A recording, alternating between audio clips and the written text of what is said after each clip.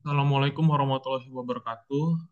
Pada kesempatan kali ini, saya akan memaparkan salah satu materi perkuliahan pada mata kuliah manajemen rantai pasok yang telah kita pelajarin sebelumnya bersama Ibu Vika sebagai dosen pengampu.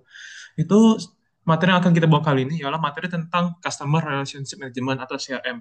Nah, bagi saya, kenapa materi ini wajib kita semua pelajarin dan saya berminat pada materi ini untuk dibahas karena CRM ini merupakan salah satu kompetensi inti yang wajib dipelajari karena di era digital dan pasar yang kompetitif saat ini, keberhasilan suatu bisnis itu tidak hanya ditentukan oleh seberapa bagus produk itu ditawarkan, tetapi juga oleh kemampuan perusahaan dalam membangun dan mempertahankan hubungan jangka panjang antara perusahaan dan customer atau pelanggan.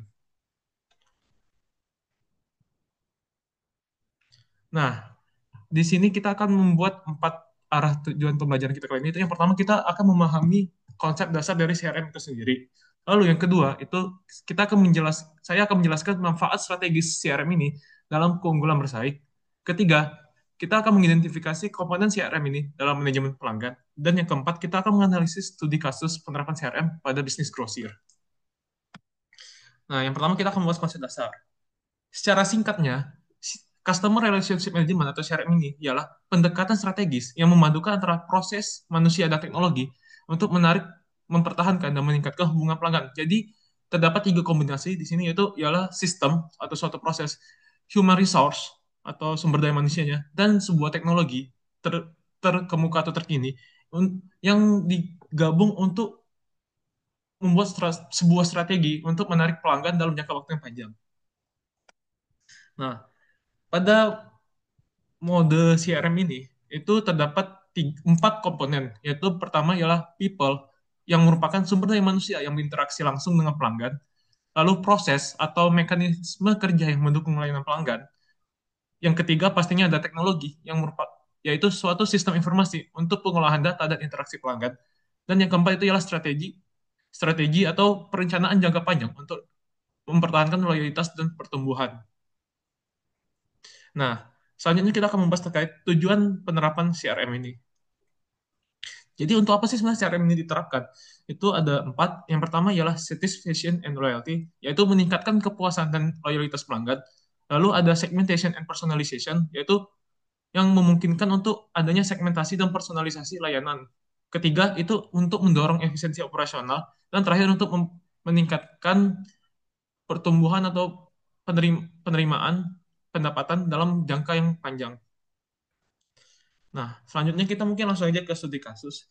Jadi, Jadi di sini saya akan membahas satu artikel yang beredar, artikel dari suatu jurnal, yaitu ialah judulnya yaitu Pengaruh Customer Relationship Management atau CRM, Inovasi dan Penggunaan Teknologi sebagai Strategi Keunggulan Bersaing untuk Meningkatkan Kinerja Bisnis. Nah, artikel ini ditulis oleh Zakaria Anam Setiawan dan Mahfuz dan diterbitkan pada Jurnal Sains Pemasaran Indonesia volume ke-18 nomor 2, diterbitkan pada September 2019 dan berada di halaman 184 sampai dengan 201.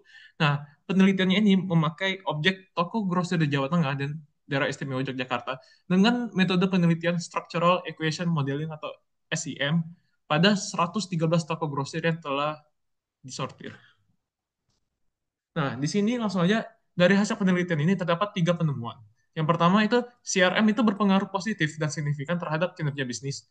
Kedua, inovasi dan penggunaan teknologi juga memperkuat daya saing.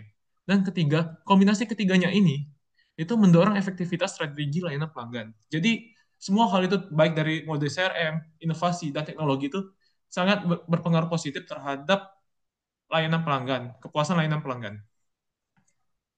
Nah, adapun implikasi praktis dari penelitian ini, yang pertama, itu toko grosir perlu memperkuat sistem CRM berbasis teknologi. Lalu, inovasi pelayanan dan digitalisasi itu memperkuat posisi kompetitif. Jadi, semakin perusahaan itu memperkuat basis IT-nya itu, semakin kompetitif juga mereka di suatu pasar, persaingan mereka. Terus yang ketiga itu ialah CRM bukan hanya sekedar software, tapi bagian dari budaya bisnis. Nah, jadi apa kesimpulan yang bisa kita maknai pada pembahasan materi kita kali ini? Jadi pelanggan itu merupakan salah satu objek vital untuk untuk peningkatan sebuah perusahaan dan memikat pelanggan. Jadi memikat pelanggan itu merupakan salah satu tujuan dari suatu perusahaan. Nah, untuk mempertahankan loyalitas dari pelanggan ini itu diperlukan sebuah sistem yang terorganisir. Nah, sistem ini itu mulai terdiri dari sumber daya manusia, teknologi, dan sebuah manajemen di internal perusahaan itu yang harus bersatu padu untuk mencapai target loyalitas dari pelanggan tersebut. Maka dari ketiga ini digabung, maka dibuatlah suatu sistem yang dinamakan customer, yang dinamakan CRM itu sendiri. Nah, ada sekian pemaparan materi dari saya. Mohon maaf apabila ada kekurangan. Saya mohon maaf. Akhir akhir kata, wassalamualaikum warahmatullahi wabarakatuh.